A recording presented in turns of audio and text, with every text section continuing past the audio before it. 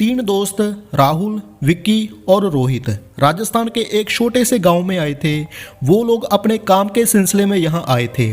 दरअसल वो अपने कारोबार के लिए यहाँ एक फैक्ट्री लगाना चाहते थे, क्योंकि उस गांव में जमीन और मजदूर दोनों ही बहुत सस्ते थे। उस गांव में रोहित ने होटल रेड में रुकने का इंतजाम किया था। होटल रेड एक छोटा सा होटल था, जिस पर ना ही कोई आलीशान पत्थर लगे हुए थे, बस पुरानी सी ईंटों से बनी एक इमारत थी। और नीचे खाने के लिए एक वेज रेस्टोरेंट भी था, जिसके टेबल और दरवाजों पर धूल जमी हुई थी, जैसे वहां का चूल्हा सालों से जला ही ना हो।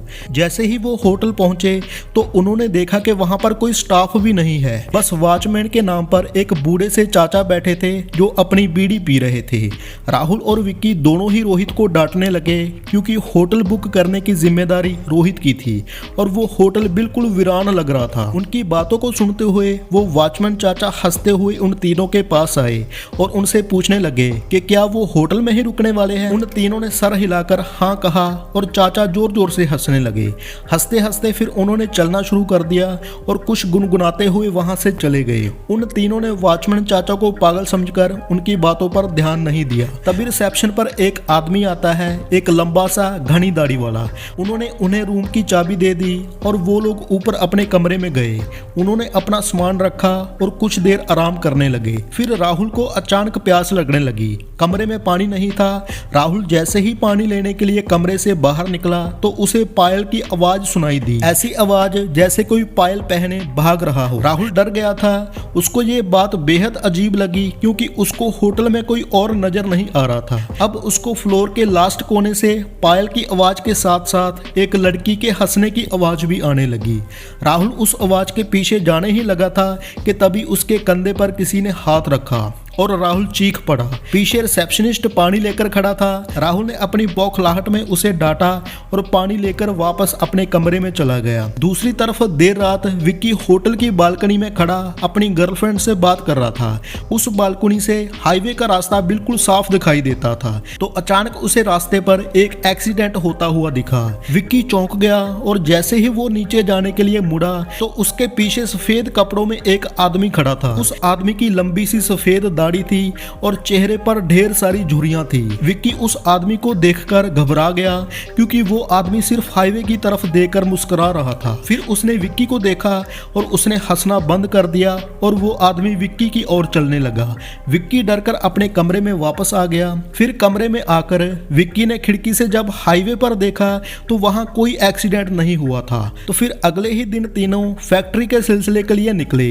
तो गाड़ी स्टार्ट होकर थोड़ा आगे बढ़ी ही थी, तभी वो बंद हो गई और वहां पर जाने के लिए ना कोई बस थी और ना ही कोई टेम्पो था। तो फिर उन तीनों ने रिसेप्शनिस्ट को कॉल करके पूछा तो उसके कहने पर एक मैकेनिक को बुलाया गया। 3 घंटे बाद जब मैकेनिक आया तो उसने गाड़ी को थोड़ी देर तक देखने के बाद उसने बोला कि गाड़ी को वर्कशॉप पे लेकर जाना पड़ेगा। फिर वो तीनों मैकेनिक के साथ उसकी गाड़ी में चले गए और फैक्ट्री लगाने वाली जगह पर उतर गए। फिर जगह देखते देखते उनको वहां पर शाम हो गई और शाम को उनको मैकेनिक का कॉल आया कि उनकी गाड़ी पूरी तरह से बिगड़ चुकी है और वो कब तक बनेगी ये कहा नहीं जा सकता। अब उन्होंने वापस जाने के लिए एक ट्रक वाले से बात की और उस ट्रक वाले को होटल पर खाना खाने का लालच दिया। लेकिन जब उन्होंने उस ट्रक वाले के सामने होटल रेड का नाम लिया तब वो ट्रक वाला बेहद घबरा गया था। उस ट्रक वाले ने उनको बताया कि उस होटल में भूतों का बसेरा है। उसने कहा कि होटल रेड एक कब्रिस्तान के ऊपर बनाया गया था। एक नहीं बल्कि 100 से ज्यादा भूत वहां पर रहते हैं और इसीलिए वहां पर कोई भी नहीं जाता। राहुल और विक्की के साथ हुए हादसों ने उन्हें सोचने पर मजबूर तो कर दिया, पर रोहित भूत प्रेतों वाली चीजों को नहीं मानता था। उसने ये बात रफा दफा कर दी और ट्रक ड्राइवर से कहा कि वो उन्हें होटल से थोड़ा दूर ही उतार दे। बहुत मनाने के बाद वो ट्रक वाला मान गया और अब वो तीनों जैसे ही होटल पहुंचे, काफी रात हो चुकी थी और वो तीनों कमरे में आराम कर रहे थे। रोहित भी लेटे लेटे अपने इंस्टा की रीलें देख रहा था, लेकिन अचानक वो उठकर बैठ गया। ऐसे लग रहा था जैसे उसके होश ही उड़ गए हों, क्योंकि उसके इंस्टाग्राम की रीलों में उनके ही कमरे में बनी वीडियो में बहुत सारे बच्चे दिखाई दे रहे थे। वो बच्चे शायद उस होटल में ही रहने वाले भूत थे। रोहित का पूरा शरीर ठंडा पड़ गया था। उसने जब राहुल और विक्की को जब वो वो रीलो के बारे में बताया तो वो तीनों बहुत घबरा गए। फिर वो उस होटल के रिसेप्शनिस्ट को ढूंढने हुए नीचे आए, लेकिन वहाँ पर उस आदमी का नामो निशान ही नहीं था। फिर वहाँ पर उन्हें वो बूढ़े चाचा बैठे हुए मिले।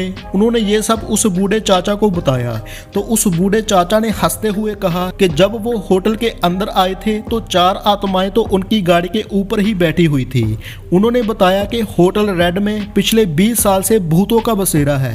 जब से होटल बना था तब से यहाँ के भूत होटल में आने वाले को जिंदा वापस जाने ही नहीं देते, किसी का एक्सीडेंट करवा देते हैं तो किसी को आत्महत्या करने पर मजबूर कर देते हैं। फिर होटल की बालकनी की ओर इशारा करके उसने बताया कि वहां देखो, वो सफेद कुर्ते में एक बूढ़ा आदमी खड़ा है। उस आदमी ने यहाँ होटल बनाने के लिए मना करा था क्योंकि ये जगह कब्रिस्तान की थी, लेकिन कुछ ही दिनों के बाद होटल के सामने वाली रोड पर इसका एक्सीडेंट हो गया था और उसकी मौत हो गई थी।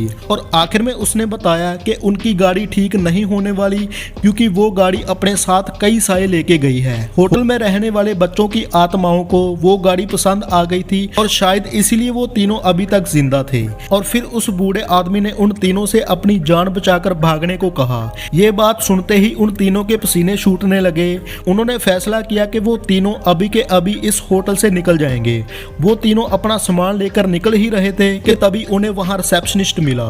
वो तीनों उसको धक्का मार के वहां से तेजी से भागे और हाईवे पर आकर वो तीनों जा रही गाड़ियों से लिफ्ट मांगने लगे, लेकिन कोई भी गाड़ी रुकने का नाम ही नहीं ले रही थी। तभी वो रिसेप्शनिस्ट भागते हुए उनके पास आया और उनसे पूछने लगा कि वो लोग भाग क्यों रहे हैं। रिसेप्शनिस्ट उन्हें वापस होटल आने के लिए कहने लगा और अचानक से हवा के झोंके से उसका मफलर उड़ जाता है और उन तीनों को उसके गले में फांसी के फंदे का निशान दिखाई देता है। उन तीनों के पैरों तले जमीन खिसक गई थी। वो समझ गए थे कि यहाँ सभी के सभी मर चुके हैं और कोई भी यहाँ पे जिंदा नहीं है। तीनों डर के मारे हाईवे के रास्ते पर भागने लगे। फिर भागते भागते जब वो कुछ दूर पहुंचे तो उन्होंने पीछे मुड़कर देखा तो हवा में कई भूत उस होटल के चक्कर लगा रहे थे और बाहर खड़े वो रिसेप्शनिस्ट और बूढ़ा आदमी उन्हें देखकर अजीब तरह मुस्कुरा रहे थे। फिर वो बहुत ज्यादा घबरा चुके थे। अब वो और ज्यादा तेज दौड़ने लगे। तभी उन्होंने एक गाड़ी को हाथ किया तो उनको एक गाड़ी ने लिफ्ट दी। तो फिर वो दूसरे शहर पहुंचे। दूसरे शहर पहुंचकर वहां से उन्होंने ट्रेन पकड़ी तो वो अपने अपने घर पहुंच गए। उस होटल के बारे में बात करने से वो अब तीनों आज भी घबराते हैं। उनकी जान तो बच गई थी पर जिंदगी भर के लिए उनके मन में डर बैठ गया था।